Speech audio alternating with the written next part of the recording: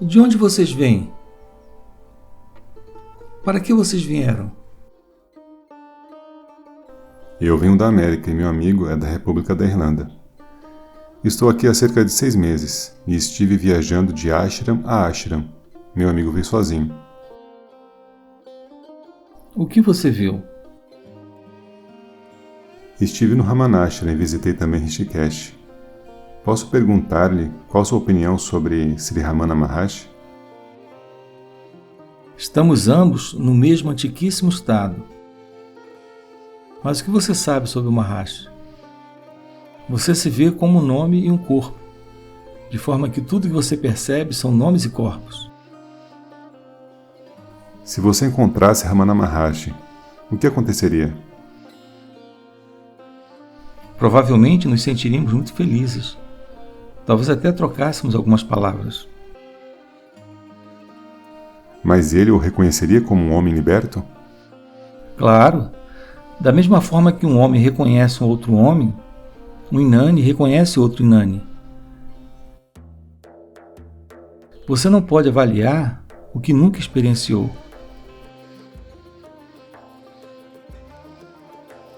Você é o que pensa ser, mas você não pode pensar ser algo que nunca experienciou.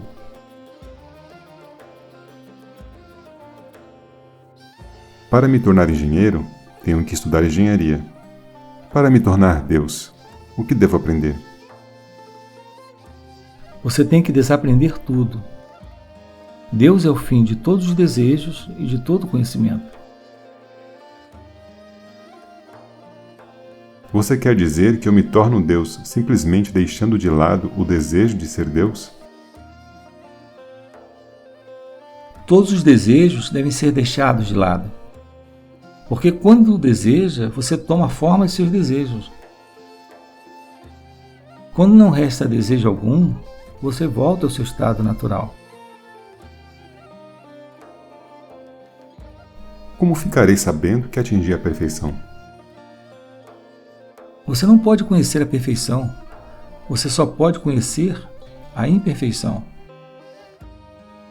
Para que haja conhecimento, tem que haver separação e desarmonia. Você pode conhecer o que não é, mas não pode conhecer seu ser real. O que você realmente é, você pode apenas ser. O caminho é através da compreensão, que é ver o falso como falso.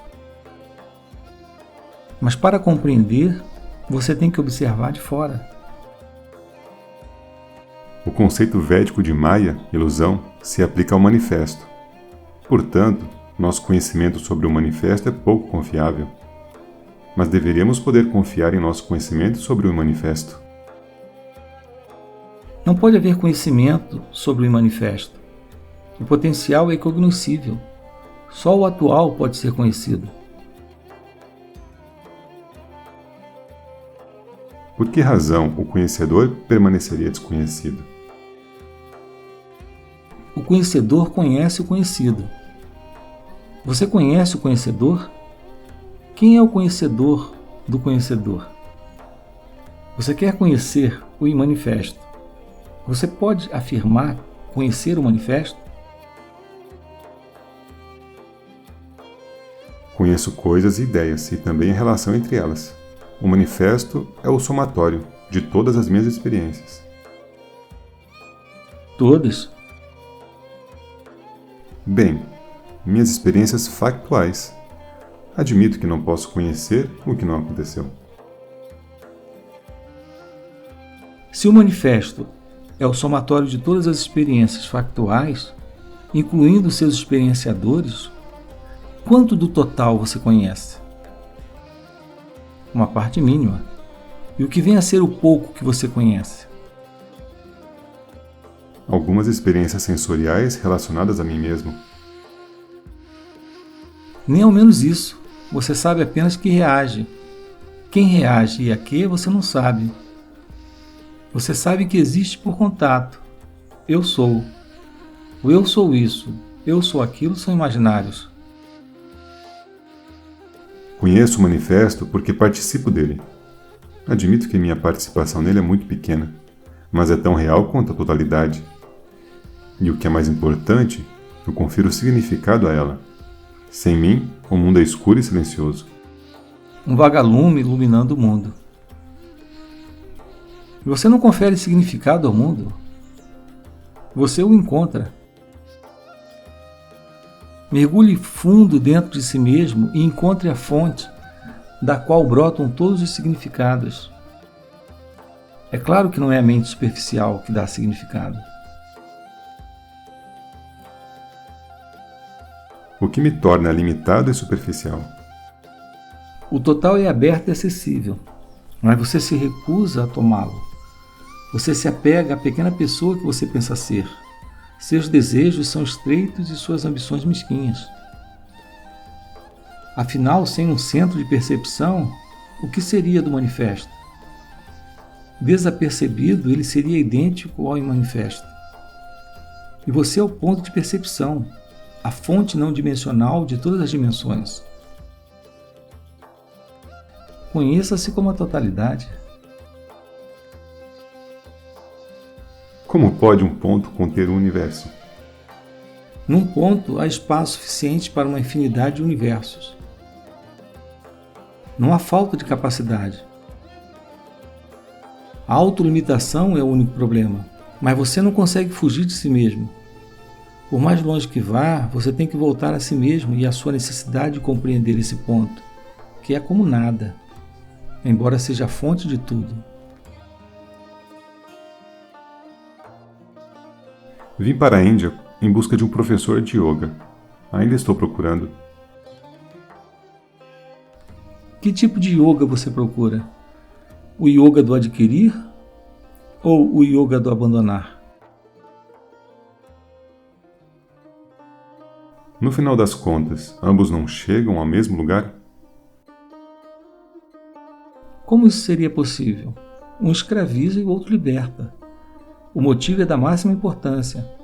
A liberdade vem com a renúncia. Toda posse aprisiona.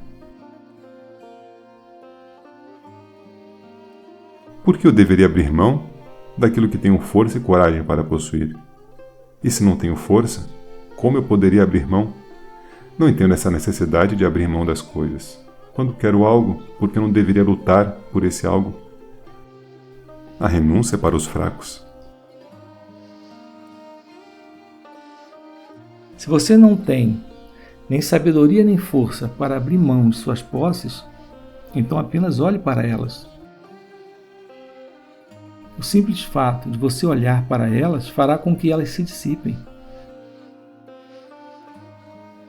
Se você for capaz de postar-se fora de sua mente, você logo descobrirá que a total renúncia a posses e desejos é a coisa mais óbvia e sensata a fazer. Você cria um mundo e então preocupa-se com ele. Tornando-se egoísta, você se enfraquece. Você pensa que tem a força e a coragem para desejar, porque é jovem e inexperiente. Invariavelmente, o objeto do desejo destrói os meios através dos quais você o alcança, para em seguida minguar e desaparecer. E isso é bom, pois lhe ensina a repudiar o desejo como se fosse um veneno.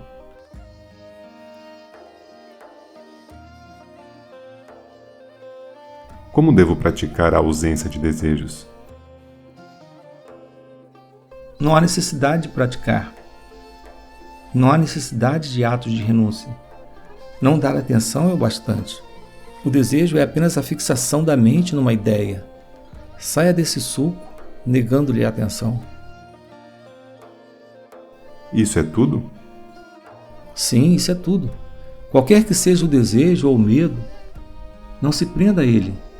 Experimente você mesmo e veja.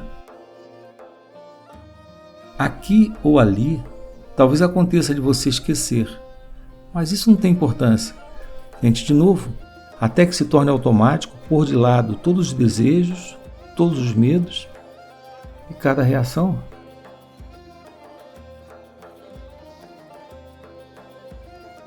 Como é possível viver sem emoções? Você pode ter todas as emoções que quiser, mas tenha cuidado com as reações. com as emoções induzidas. Seja totalmente autodeterminado, governado de dentro, não de fora.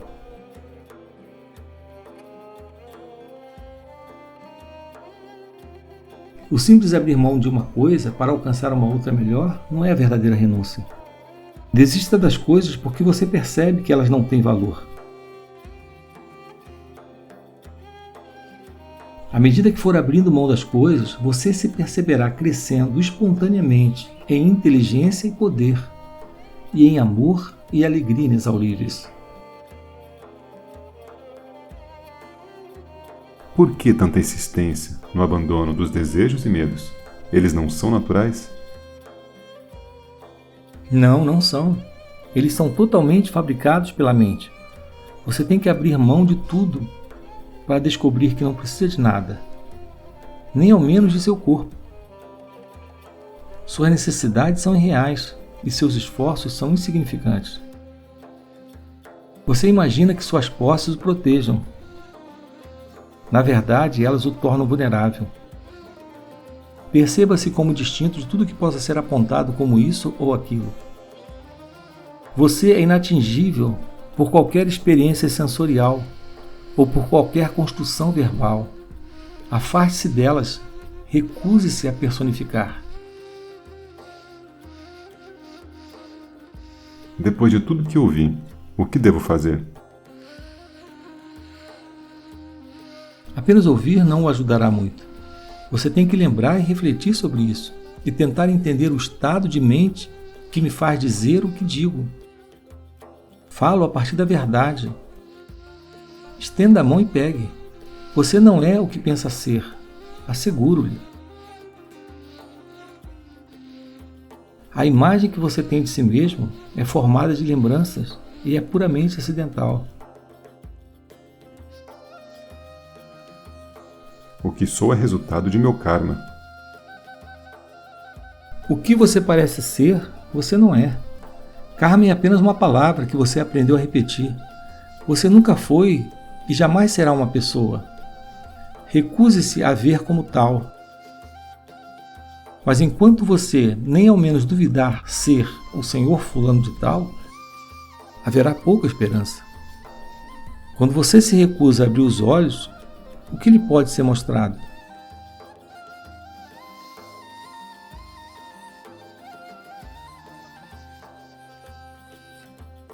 Eu imagino o karma como um poder misterioso que me impele na direção da perfeição.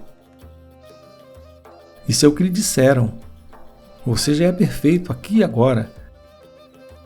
O que é passível de ser aperfeiçoado não é você. Você se imagina sendo o que não é. Pare com isso. O importante é o fato de parar, não o que você vai parar de fazer.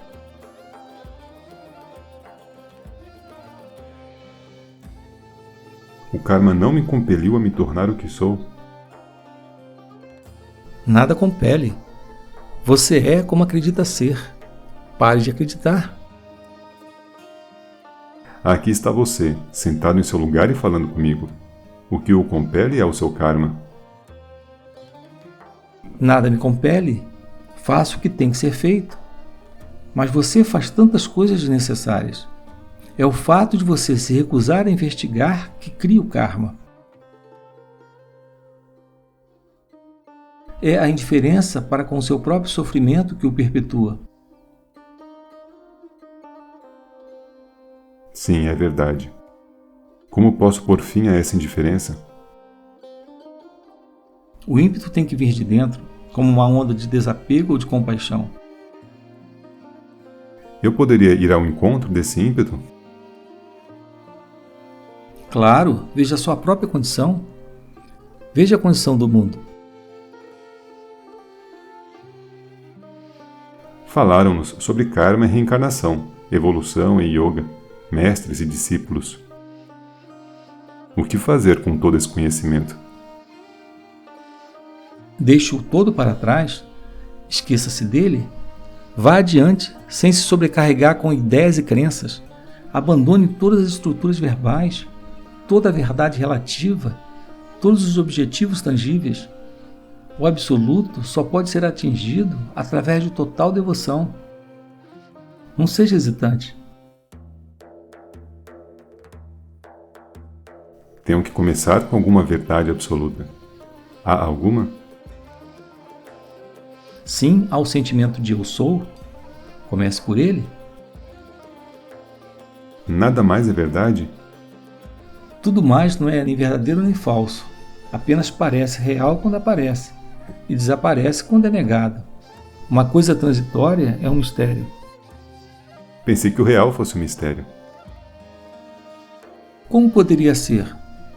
O real é simples, aberto, claro e bom, belo e jubiloso. Ele é completamente isento de contradições. Ele é sempre novo, sempre fresco, infindável, criativo. Ser e não ser, vida e morte. Todas as distinções nele se fundem. Consigo admitir que tudo seja falso, mas isso torna minha mente inexistente? A mente é aquilo que ela pensa. Para torná-la verdadeira, pense o verdadeiro. Se a forma das coisas é mera aparência, o que elas são na realidade? Na realidade, há apenas percepção. O percebedor e o percebido são conceituais. O fato de perceber é real. Onde o absoluto entra nisso? O absoluto é o lugar de nascimento da percepção. Ele torna a percepção possível. Mas um excesso de análise não levará a parte alguma. Há em você o cerne do ser, que está além da análise, além da mente. Você só pode conhecê-lo em ação. Expresse-o na vida cotidiana, e sua luz se tornará cada vez mais brilhante. A função legítima da mente é lhe dizer o que não é. Mas se você quer conhecimento positivo, você tem que ir além da mente. No universo inteiro, existe algo que tenha valor? Sim, o poder do amor.